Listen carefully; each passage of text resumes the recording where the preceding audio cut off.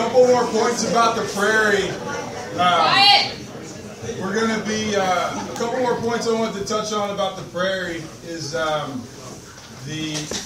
mowing of it. The time to mow it, if you mow it in the fall, it reduces its insect holding capacity.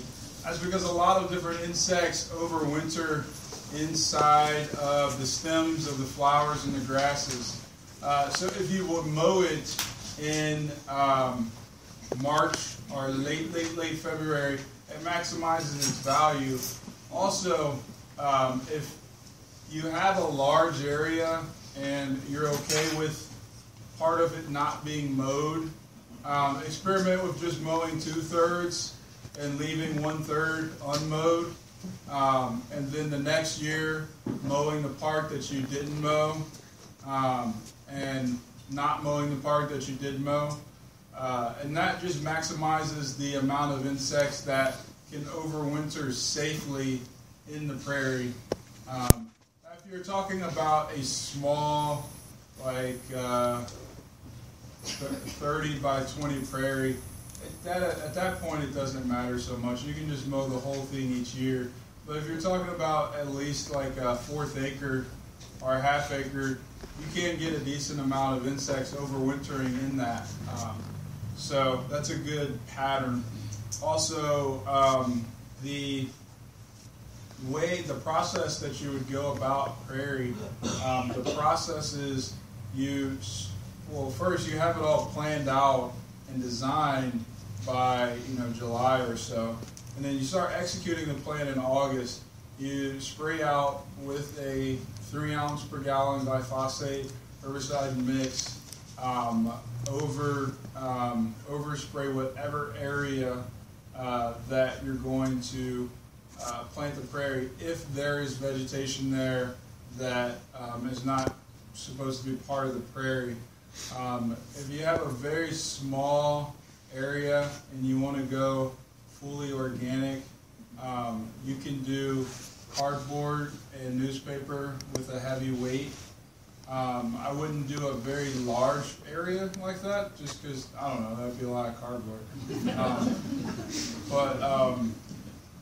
You can also, one thing I don't really like this method, but it's organic. Solarization, you can use a clear plastic, industrial grade that's not just going to rip like cellophane, and a heavier plastic than a cellophane. And the sun, over about 2, maybe 1, maybe 3 months, it depends on how hot it is, the sun will heat the soil up to temperatures over 130 degrees.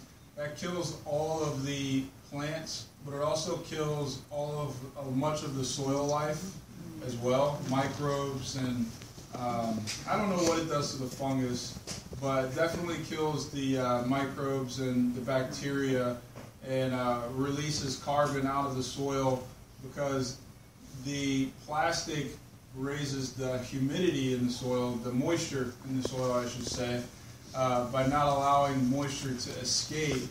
And then the rising temperatures cause microbes to eat up all the carbon in the soil as well.